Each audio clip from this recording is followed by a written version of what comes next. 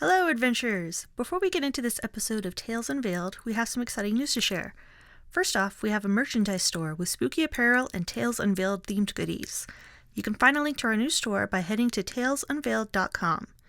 On the book front, Geoff Provine has released 2 new books, Secret Oklahoma City and Haunted Oklahoma. Secret Oklahoma City is about little-known facts and points of interest, while Haunted Oklahoma explores ghost stories across the state. Also, Dennis Spielman has a new book of short stories, The Phoenix Universe Volume 1. So please consider buying some stuff to support them, and enjoy this episode of Tales Unveiled. Hey Sam, this is Nathan Gunter, the editor-in-chief of Oklahoma Today magazine, and I would love to talk to you guys about a cool and crazy little spot and a story down the street from where I grew up in Weatherford, Oklahoma. It's called Dead Woman's Crossing, and I think that this is a great Okie haunting and a cool 1905 true crime story you don't want to miss. So why don't you guys meet me out at the Heartland of America Heritage Museum in Weatherford, and I will take you guys out to Dead Woman's Crossing and we'll get the whole story.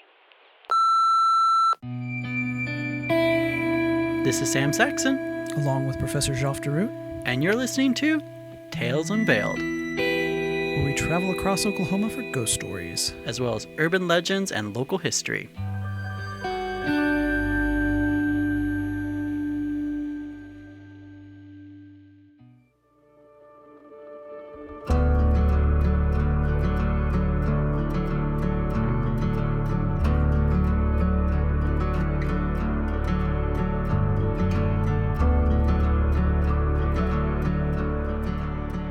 I hadn't seen the professor until the month of June. I did check in with him from time to time, and he was either busy teaching or researching. He said he hadn't made definitive progress on the map left to him by Wendell Holmes Harrison. Anytime I did ask, he seemed more and more frustrated, so after a while, I stopped inquiring. When I called the professor about the voicemail Nathan left for me, he was quite excited for a change of pace. Since we were both vaccinated, we carpooled to the Heartland of America Museum in Weatherford, Oklahoma, where we met up with Nathan. A family was just leaving as we entered the building, making us the only guest. Nedra and Judy Smith, who are not related, greeted us. After chatting for a bit, I pulled out my recording equipment and got set up on a table with an Oklahoma-themed map spread out on the surface that I had to work around.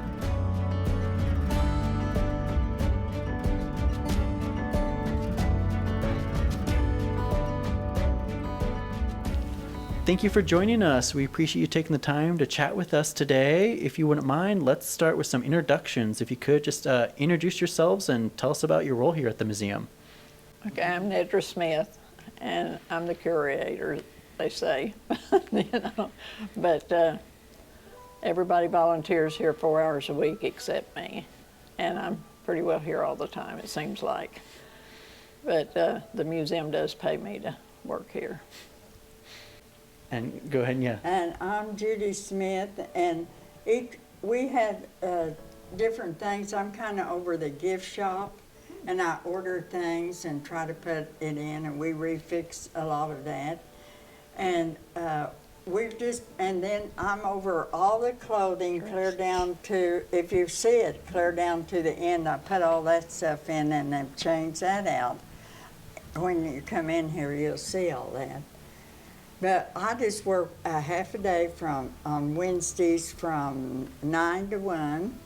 And then if they call us and want us to come in, we work different hours and for different people.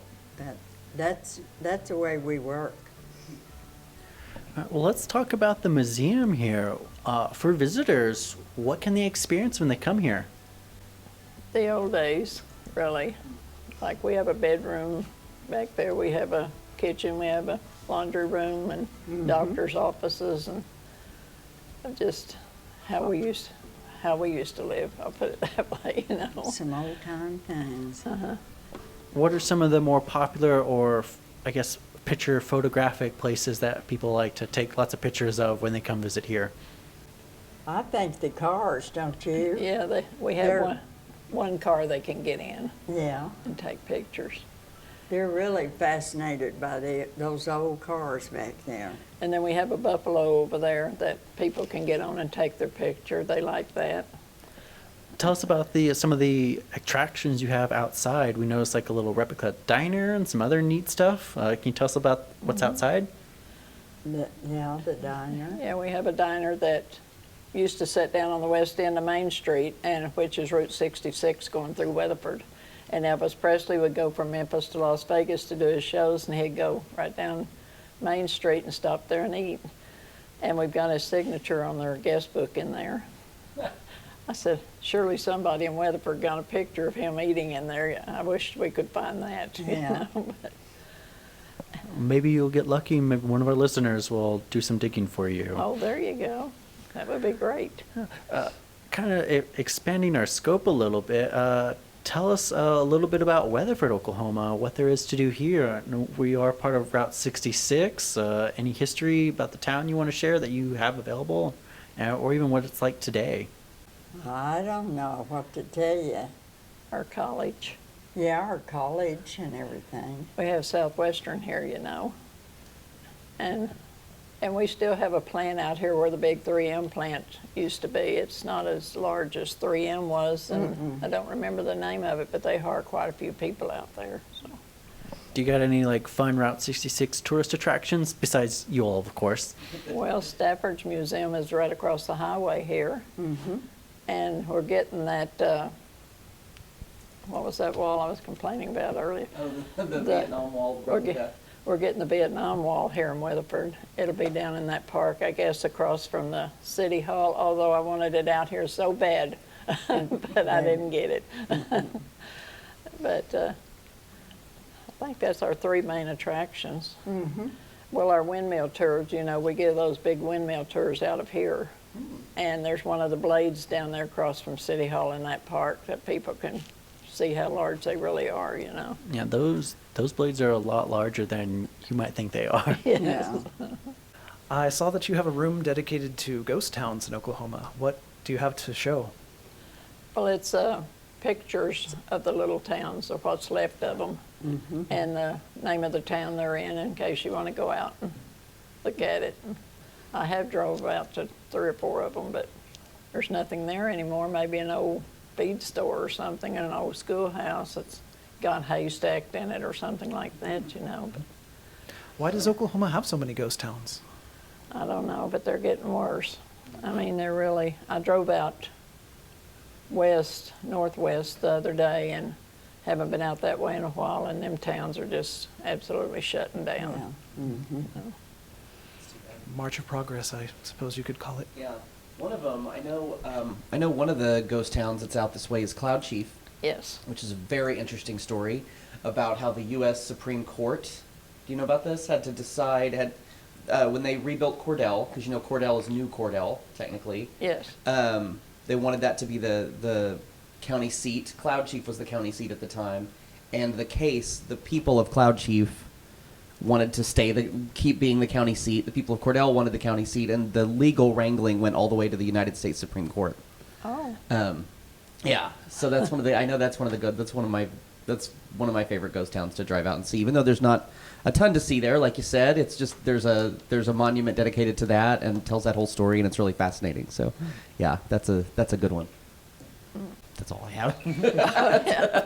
End of presentation. I'll take you back to see the booth, Oh, great, sure. you know.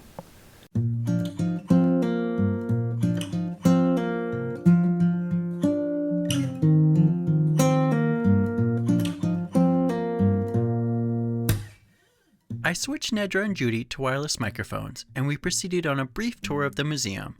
Our first stop was, of course, the Oklahoma ghost towns. I asked Nedra to describe the exhibit for our listeners. We actually have a book. I'll see it's gone now. Someone's reading it, I guess. But it is just Ghost Towns of Oklahoma. And you just walk through and pick out some that you know. And Curtis, a lot of your listeners will probably know a lot of these. Yeah, probably so. Cabby, Loveland. Oh, there's Cloud Chief right there. There's talking Cloud about Chief, it. yeah. Indian Homa. Indiahoma, yep. That's a Keaton, Brinkman, Vinson. Oh wow, Ingersoll. I love that this silo in Ingersoll. That's a neat kind of roadside site that you can drive out there and see. Can I you mean, describe for our listeners? It's an interesting silo, just because it's tall and brick versus like it doesn't necessarily scream silo right away, but it's got this kind of cantilevered roof. It looks a little bit almost like an old church to me, but it's just an old farm building that someone just decided to get a little extra with the architecture. I just think that's really cool. Elmore City, obviously, is another very famous Oklahoma ghost town, and also the place where the legend of the film Footloose was born. So that's a cool one. Let's see what else we've got. Strong City, Loco, Froso, Lavelle, Lugert, as in Altus Lugert. That's a good one. So if you go and visit the Quartz Mountain State Park and stay at the lodge, you will be next to Lake Altus Lugert. And Lugert, the town of Lugert is under the lake now. They flooded the town to make the lake. So that's one that's actually really neat. Kenton, out at the tip of the Oklahoma Panhandle. Very cool place to go if you're visiting Black Mesa. Not quite a ghost town, but not a ton of people there. One of my very favorite stories of Oklahoma history of all time is right here on this wall, Beer City. Beer City was a town that only lasted about 2 years. It was up in Texas County, right south of the Kansas border. The reason that's where it was is because at that time the Panhandle was completely ungoverned. There was no government at all out there, and so it was just complete anarchy. It was the total Wild West. And Beer City came up as a place where, if you were in Kansas, if you were on a cattle drive staying in Kansas, you could come over the border into the lawless part of what is now Oklahoma, come to Beer City, and pretty much just live it up. It was kind of the Wild West Las Vegas a little bit. There was very little law. There was pretty much anything you wanted. If you were a fan of vices, you could go to Beer City and get them. And it only lasted a couple years because eventually it was brought under the same government as the state of when Oklahoma became a state, when government started forming out this way. Beer City kind of went away because its whole reason for existing stopped being, which is it was completely lawless. So that's probably my very favorite Oklahoma ghost town story of all time. So this is a very cool display. I really like this. And now I guess there's a Beer City coming back. There is. They're opening a live music venue in Oklahoma City called Beer City. Oh. Yeah. I think that's about something else, though. It's going to be cool, though. But yeah, there's a lot of really neat. They're just right here. I'll say this is a great little exhibit because there's so much information and so much amazing Oklahoma history just right here in this little cubby, and I love this. Thank you for curating this. I just think this is great. Thank you for stopping. There's just so much to learn, and I love it. This place just feels like, this whole museum feels like it's filled with great information. Let me tell and you a things to story learn. you'll probably want to cut out, I'm sure. But talk about haunted. See, that's always how the best stories begin. One day, one of the volunteers and I were back here dusting, and she starts to dust this player piano. And I mean, she's going like, and some man starts talking. Oh, I'm sorry, that plays when you step in there. Yeah. But when it started, she quit dusting, the man stopped talking. And she looked at me and I looked at her, and so we started back and she goes like that and the man starts talking again. And she said, Nedra, I'm so glad you heard that too, Yeah. But it's never happened again. And I mean, I took that piano, you can tell I pulled the wires out and traced them around to make sure someone wasn't playing a joke on us or what it was. It really sounded like it's picking up a radio station somehow or another somewhere. Huh. Very strange. But it's never done it again. I've heard of them playing themselves, but never having accompaniment. Yeah. I even went through that Victrola back there in the corner thinking someone had something in there trying to play a trick on us, but there's nothing in there either. Wow. Have any other strange things happened around the museum? No, or not to me anyway.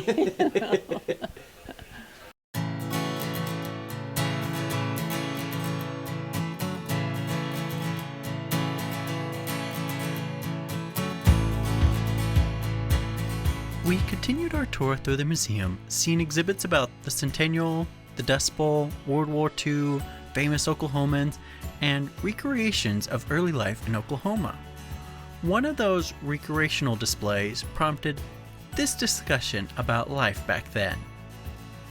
Judy, I have a big question. This I don't know if listeners obviously can't see it, but there's this machine here that looks like this lady is being tortured in some way. She's hooked up to about 100 wires, and they're hooked up to her hair. And what is that doing? This is an old home permit that they used to have all the time. They hooked people up to that. Excuse me. Oh my Women. goodness. I'm so glad. It's a wonder they had any hair. Well, here's a picture of them doing one. Yeah. Oh wow. It's awful. Oh my God. She looks so uncomfortable. Well, it is. It's Yeah. no fun thing. Looks like a scary movie, doesn't it? It Talking does. about It really ghost does look like a things. horror film. It does. Look like a tortured thing. It looks to like me. the Borg Queen. Well, you know it had to burn their head. Yes, it did. It's awful. Oh. In addition to the sites inside, we also browsed the attractions outside, which most notably included a revitalization of a Route 66 diner that Elvis visited. All in all, the museum had some impressive items in their collection. Before we left, we took some photos and said our goodbyes. Nathan took his Jeep and we followed him to the bridge known as Dead Woman's Crossing. On the drive there, Wendell's map slipped out from the professor's black leather notebook.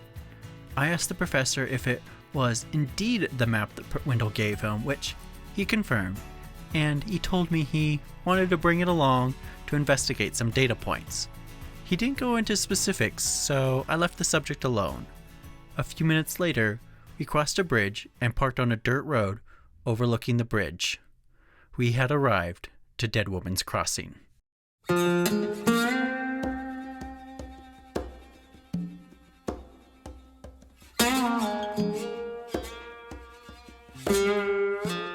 Nathan, tell us where you brought us out to. We are at a place called Dead Woman's Crossing, right outside of Weatherford, Oklahoma. And this is kind of one of the more famous Western Oklahoma haunted spots. What happened here is documented in the historic record. There was a murder at this spot in 1905, in July of 1905. Katie DeWitt James, a young woman, was murdered here, by all accounts, by a local prostitute who went by many names, one of which, my favorite of her many names, is she was Mrs. Ham, which, what a great name. I like to think that if I lived in the Wild West, I'd be Mr. Ham. But Katie and Mrs. Ham met on a train. Katie DeWitt James had left her husband, taken her infant daughter, and fled out west to meet up with her parents. She was leaving her marriage. She met Mrs. Ham on the train. They disembarked in Weatherford. No one's quite clear why, because this was not Katie's destination. She was headed for Custer City, but she got off the train in Weatherford with her new friend, Mrs. Ham, who, by all accounts, offered to take her the rest of the way. She stayed the night in Weatherford. The two of them got in the stagecoach with the horses, and for whatever reason, this is not the way to Custer City, but they came out this way. There's a local house. It's not there anymore, but there was a house out this way. The residents saw their coach go into the tall grass, into the fields over this way. When it came back out, Mrs. Ham was riding it like a bat out of hell, as I understand it, and came flying up, stopped at the house up the road here, handed the people there a baby, by all accounts, Katie's baby. The baby was dressed in clothes that were covered in blood. She gave them the baby. She rode back off into town. Katie DeWitt James was not ever seen alive again. For several months, people looked for her body. There was a reward offered. Her father offered a reward. Finally, somewhere around about the spot where we're standing, I believe, a local man and his son came out and they found her skull with a bullet hole in it. Oddly, placed in a spot where search parties had been over and been over and been over. And all of a sudden, this random guy and his son were out, actually, I believe, trying to collect the reward. And they just happened to stumble across her body. Her skull had a bullet hole in it.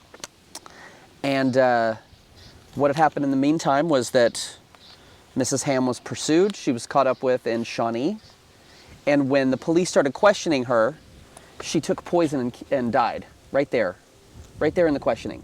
No one ever found out why she denied killing Katie James. She claimed that she had passed her off to a group of men out here in this field. Why she had the baby, why she gave it to a random family right up the road, why the baby was covered in blood, none of these questions were ever answered because she committed suicide in the middle of her initial interrogation. Her husband had an airtight alibi and no connection to the murder could ever be proven with him. And so the murder remains unsolved to this day, almost 120 years later. So what's interesting about this site is ever since that murder, people have claimed that if you come down here in the dead of night, you will hear and maybe even see Katie wandering the banks of what's called Deer Creek right here, or Big Deer Creek, calling for her child, calling for her lost child. Those stories persist to this day. There have been a lot of paranormal and supernatural investigations out here. Nothing conclusive has ever been proven, and the murder's never been solved. The murder's never even come close to being solved. No one has a good motive except the husband, and his connection was never proven. It was often thought that maybe he hired Mrs. Ham to kill his wife, but that kind of begs the question, why would she kill herself in interrogation without pointing the finger at him? That explanation doesn't entirely hold up in light of her actions.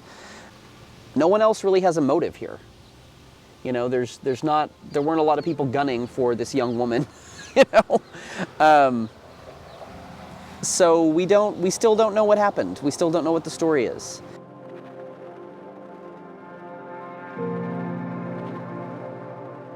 Nathan took a brief pause to recall an article he had read, while the professor continued writing notes in his notebook.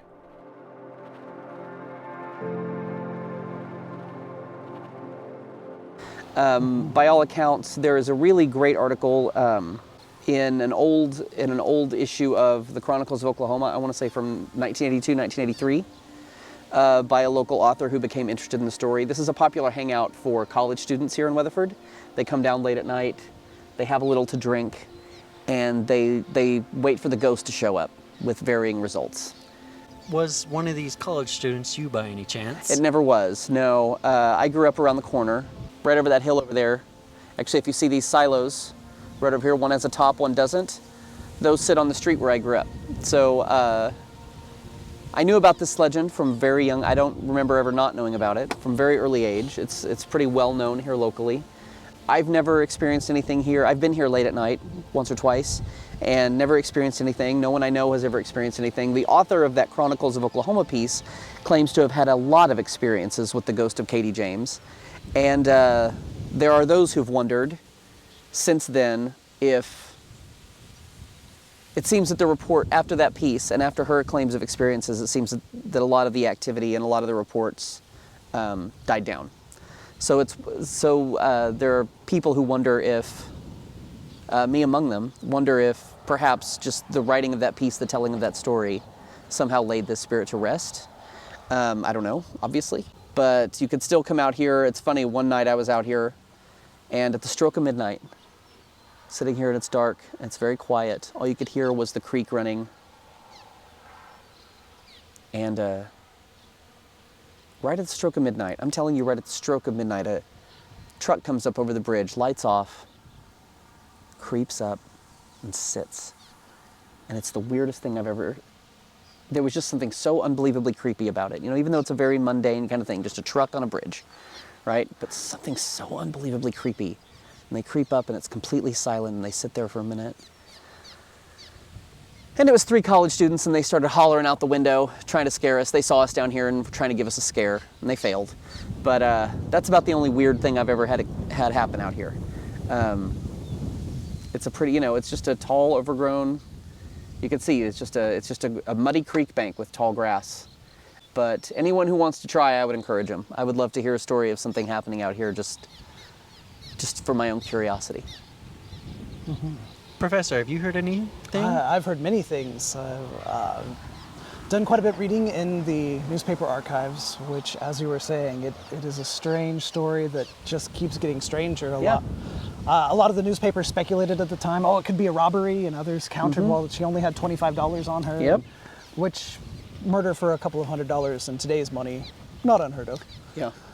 The Arapahoe Bee had an article where they had found that Mrs. Ham and Miss DeWitt, Mrs. James, had been roommates in Arapahoe for a few months. Okay. And in fact had an altercation with Mr. James, broke his arm. Wow. While Mrs. Ham held him at gunpoint for various marital crimes. Okay.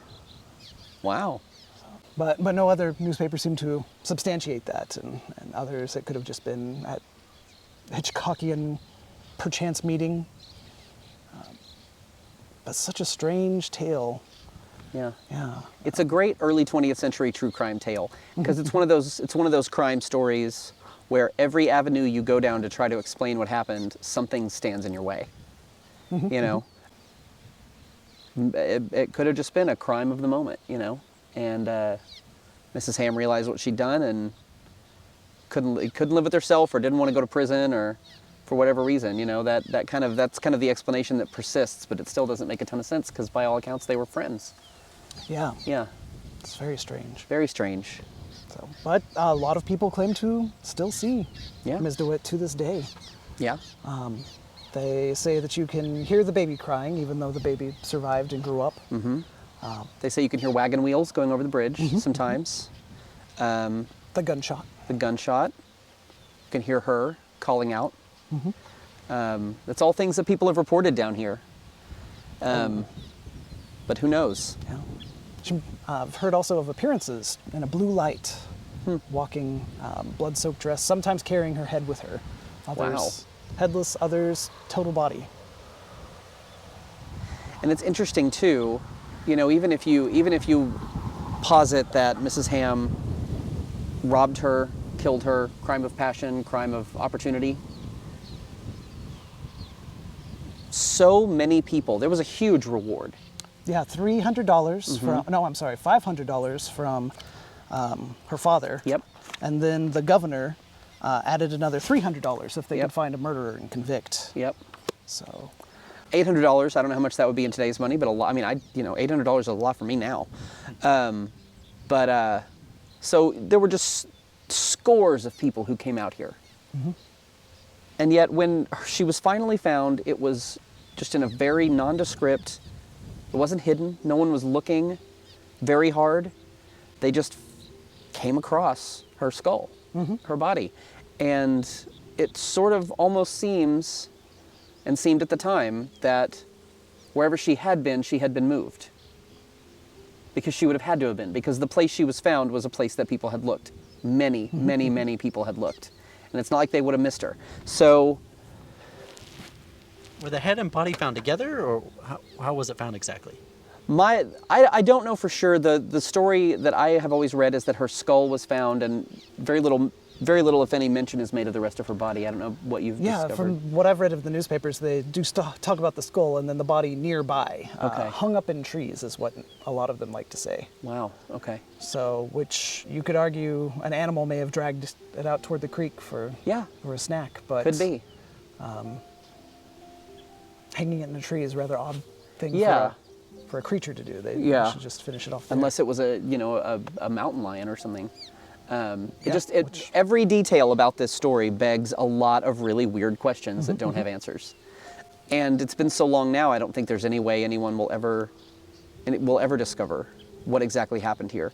I will say an interesting footnote to this story. We featured this in a recent issue of Oklahoma Today when we profiled haunted places in Oklahoma. And our photography editor who wrote the story, Megan Rossman, actually was able to track down the fate of the child. And it appears that she, it's actually kind of sad, she died of, I believe, polio at a pretty young age. I was at about 11 or 12. Oh, wow. So there's really no, and she was an infant when this happened anyway, but she would have been the only witness and unable to remember or communicate the details of that. So there really is, it didn't take long before there was no one left who had any way of knowing what happened here. So it will probably remain unsolved in perpetuity. And that's kind of the makings of a restless spirit, don't you think? I concur. Yeah. But as long as her story is told, perhaps she can rest a little easier. Maybe. But it's a creepy place at night. It's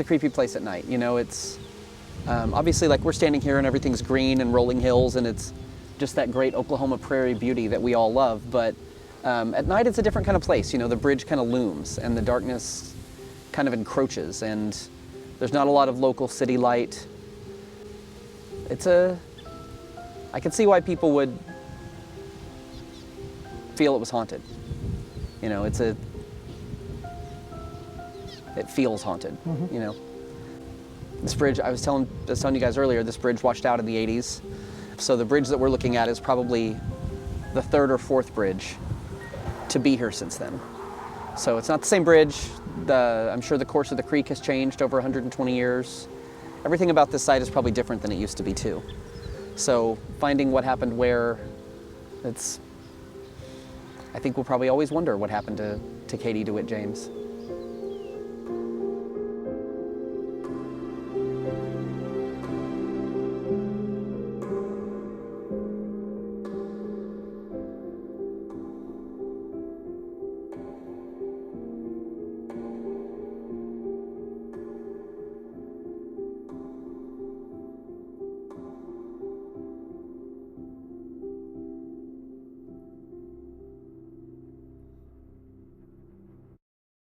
As we returned to my car, I switched my phone out of Do Not Disturb and discovered the following voicemail from Detective Valerie James. Hey Sam, this is Valerie. We just had a potential homicide and the details have me concerned. I have an idea that it could potentially be linked to George Grayson, but I need to give the details when you get back with me. Please give me a call and we can discuss it further.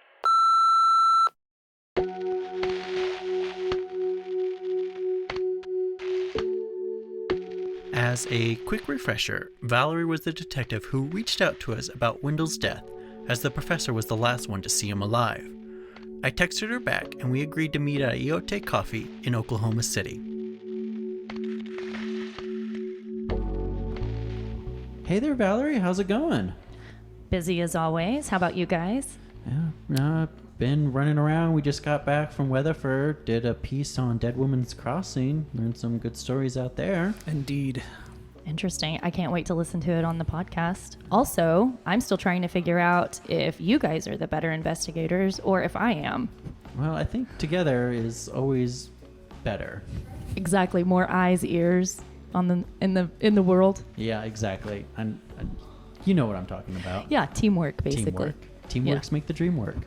But anyway, you said you needed maybe some potential eyes on something. So what's going on? Yes, I want to share these images with the two of you. Remember when George Grayson had mentioned that he wants his clock back? Yes, of course. Okay, so that stuck in my mind and popped out the moment that I saw the scene of this crime.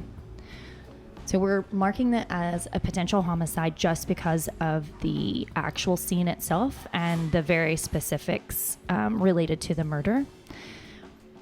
If you notice that the body is a male, probably 37, he's facing upright, his body is in a straight line, and then one of his arms is cut like the shorthand of a clock, facing directly upward to 12 p.m. or 12 a.m.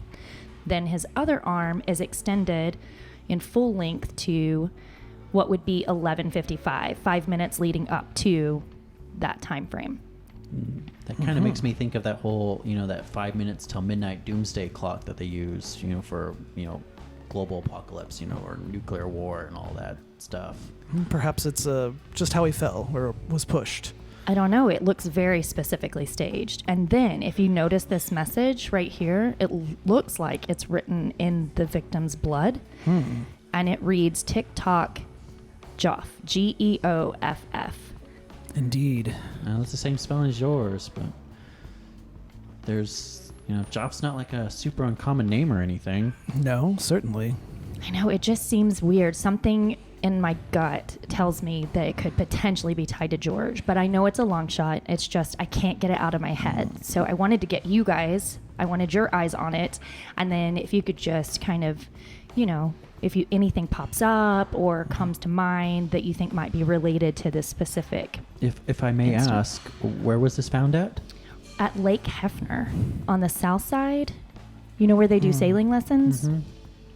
I did a story on that.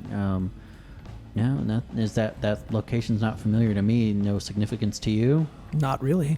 And face doesn't look familiar to you. Did you have a name for the victim? Yes, his name is Chris Goldsmith. Goldsmith. I've known Goldsmiths in the past, but I couldn't place him. Well, I will give you more information as the case unfolds, and if you guys think of anything that comes to mind and can share it with me, that would also be incredibly helpful. And just, be aware, kind of keep your eyes open. If it is actually related to George, I think you especially, Professor, need to just be vigilant. I should get home as soon as possible. All right, well, I'll get you home then. All right, well, thank you for bringing this to our attention. We'll keep you posted if we learn anything. All right, thanks for the coffee, guys. See you soon.